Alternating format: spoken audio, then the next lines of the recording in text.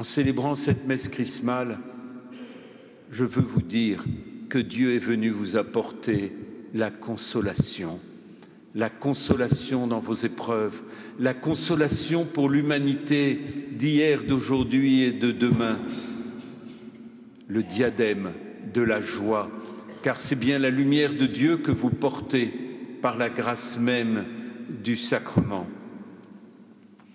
Comment Dieu, dit-il, cette proximité, cette amitié, dans l'humilité de cette huile parfumée, mais aussi par l'appel de ceux qui ont comme ministère, par le sacrement de l'ordre, d'être serviteurs de votre joie. Car effectivement, avec vous, mais particulièrement pour vous, il y a nos frères prêtres et diacres. C'est particulièrement leur fête, la messe chrismale. Et c'est particulièrement parce que c'est leur fête que c'est la vôtre. Ce n'est pas comme dans une famille, on se dirait « Ah, c'est l'anniversaire de mon frère, alors c'est pas ma fête » et où on aurait une pointe de jalousie en disant « c'est leur fête ». Et moi alors? Non. C'est parce que c'est leur fête que c'est la vôtre, parce que le prêtre, comme le diacre, est serviteur de votre joie, dit saint Paul. Comment est-il serviteur de votre joie? Parce qu'il est le serviteur de la proximité de Dieu avec chacun d'entre nous. Oui, comme moi comme baptisé, mais vous aussi comme baptisé, j'ai besoin de recevoir la joie de Dieu. Et j'ai besoin de la recevoir par la grâce du don de l'Esprit Saint, par la force de l'Esprit Saint, par la grâce de l'Eucharistie, par la joie du pardon reçu, par la compassion de Dieu dans le sacrement des malades. Oui, j'ai besoin que des hommes puissent être serviteurs de ma joie pour ma propre vie de baptisé. Et avec vous, je suis baptisé, et donc avec vous, j'espère que vous êtes aussi assoiffés de cette joie dont la source est du côté du Christ qui s'écoule par la grâce des sacrements. La grâce du ministère du prêtre, comme la grâce du ministère diaconal, c'est la grâce d'être serviteur de la joie par le service du côté du Christ, d'où coule l'eau du baptême, du pardon, de la réconciliation, de l'état de vie, le sang de l'Eucharistie, de la charité, de la vie éternelle. Qu'il est beau ce ministère du prêtre ou du diacre, car effectivement, oh je le sais, les prêtres et les diacres sont des hommes comme tout le monde, et les épouses dont les maris sont diacres sont bien à penser que sont vraiment des hommes comme les autres. Elles n'osent jamais me le dire, mais quelquefois par leurs attitudes, je le comprends bien. Et quand on connaît les prêtres, ils sont bien des hommes comme chacun d'entre nous. Et cependant, enfin j'espère que je ne sois pas en disant ça, cependant, Dieu les a appelés. Pourquoi les a-t-il appelés? Parce que notre Dieu Père est un Dieu invisible et que nos yeux ont besoin de voir, nos mains ont besoin de toucher, notre cœur a besoin d'être saisi. Dieu, invisible, a choisi d'appeler des hommes pour que le don qu'il nous fait puisse devenir visible. En fait, il a besoin d'un fil électrique pour que son courant d'amour puisse passer à travers le monde. Ou en d'autres termes, il a besoin d'hommes pour que la grâce du sacrement puisse être transmise et donner la lumière à chacune et à chacun d'entre nous. Ils sont des baptisés comme nous, comme moi, mais pour vous, ils sont les serviteurs de votre joie.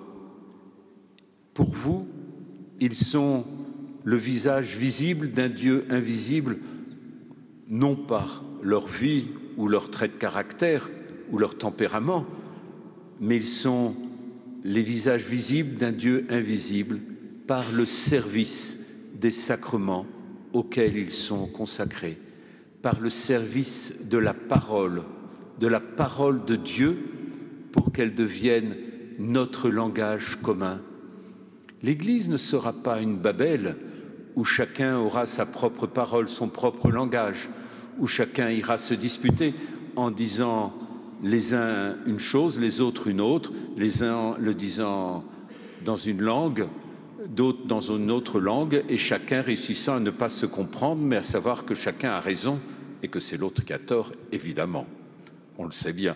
Non, notre langage commun, notre parole commune, qui rejoindra tous nos langages, c'est la parole de Dieu. Le service de la parole de Dieu, comme service de la parole qui va nous unir tous dans le même ciment de charité. Prêtres et diacres, nous avons tous été ordonnés diacres. En ce 60e anniversaire de la restauration du diaconat au cœur de l'Église. Et donc nous sommes tous des diacres, évêques, prêtres, diacres,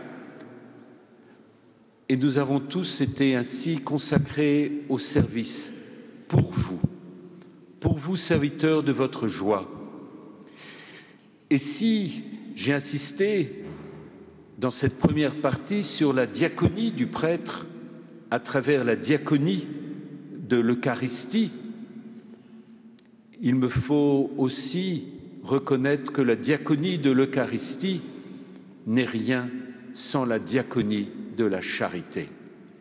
Eucharistie et charité sont le même mot pour dire le don du Christ pour l'homme et la femme d'aujourd'hui, pour l'homme et la femme de notre monde. C'est la même diaconie, mais les uns sont consacrés à la diaconie de l'Eucharistie et les autres à la diaconie de la parole qui se dit dans le service du prochain. Alors aujourd'hui, effectivement, en célébrant la bénédiction de l'huile des malades, c'est bien la diaconie du bon samaritain que chaque diacre reçoit pour que le peuple de Dieu puisse vivre ensemble cette diaconie du bon samaritain et que cette diaconie du bon samaritain soit la diaconie de l'Église dans notre société. Nous avons tant besoin de sans cesse nous reposer la question « Qu'adviendra-t-il à mon frère si je ne fais rien ?» Nous avons tous tant besoin de remettre l'autre au cœur même de notre vie. Le diaconat, vécu dans la consécration de toute la vie, à l'intérieur de la vie d'une famille ou d'un couple, est que nous appelons le diaconat permanent, c'est la diaconie du bon samaritain qui dialogue avec la diaconie de l'Eucharistie.